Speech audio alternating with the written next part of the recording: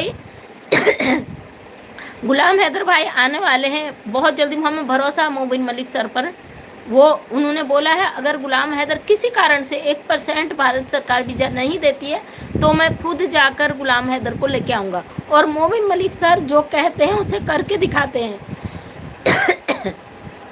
रिंकू जहाँ कह रही हैं यू आर राइट।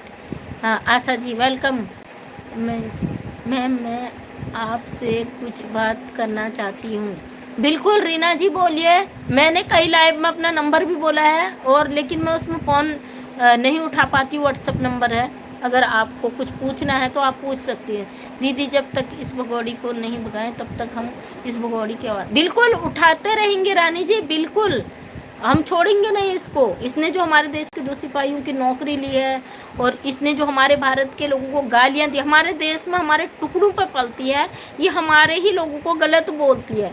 और हमें तो छोड़ो ना, क्योंकि हमें तो ये बोलती अपने पाकिस्तान को गलत बोलती है, जहाँ ये पैदा हुई, जहाँ इसने खाया पिया, इसके बच्चे पैदा हुए, उस पति को धोखा दे के आई, उसका घर बार बेच के आई। बेचारा गुलाम हैदर रो रहा है अपने बच्चों के लिए, उससे कहती है गुलाम हैदर को अधिकार नहीं है, उसके 2 बच्चे वहाँ भी हैं। इसकी बेशर्मी देखो ना, कितना हद ये पार कर रही है। उससे कहती है इसके 2 बच्चे ऑलरेडी हैं, उसको देखे।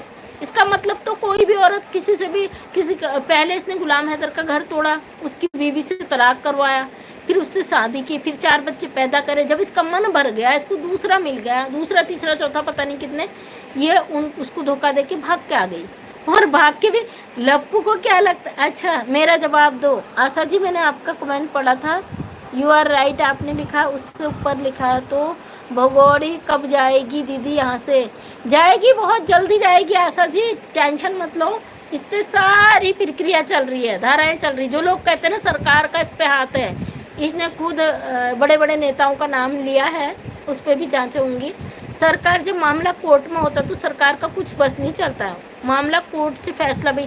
ये एडवोकेट रुपेश जी हैं तो उनको पता होगा, जब मैटर कोर्ट में जाता है ना तो कोर्ट से ही उसका फैसला आता है, सरकार कुछ नहीं करती उस पर। बच्चों को ढाल बनाया गया है, उसका कर रही है वो, बिल्कुल बच्चों को ढाल बना कर ही तो लाई है। और ये इंडिया में पहली बार नहीं आई है, बहुत बार आ चुकी है पहले भी। लेकिन जब किसी ने कहा परमानेंट तुम्हें इतने साल रहना है, तुम्हें ये करना वो करना है, तब जाके बच्चों को लेके आए। क्या मंजू आंटी भगोड़ी का चैनल बंद हो गया? चैनल बंद नहीं हुआ, यूट्यूब ने एक्शन ले लिया, इसके चैनल पर स्ट्राइक आई है। और ऐड मुझे तो नहीं दिखा, काफ़ी लोग कहते हैं ऐड चल रहा है, लेकिन मुझे नहीं दिखा। फोन देखिए जी, नहीं देखी जी। सौरभ कुमार जी नहीं देखी है। शिव पीजीएस नहीं देखी है, भाई जी नहीं देखी है, नहीं मिलता टाइम कुछ भी देखने का। सचिन उसका बेटा लगता है, बड़ा बेटा है, उसको भी है बड़ा है। हाँ मैंने वो अभी तो बोला कि सचिन इसका बेटा है, बेटे से भी छोटा लगता है वो।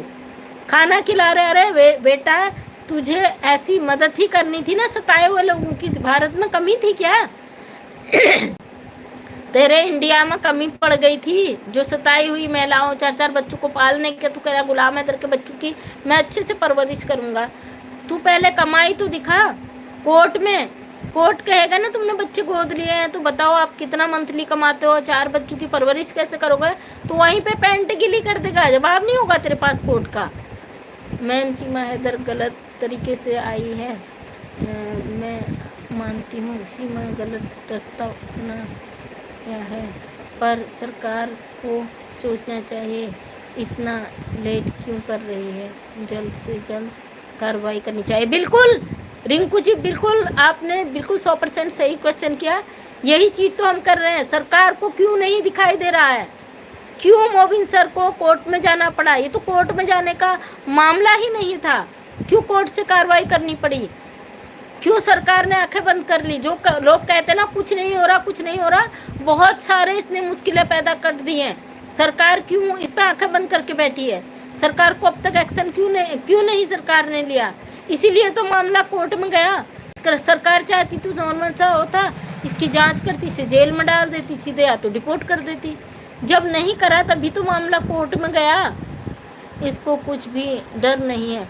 डर तो इसे बहुत है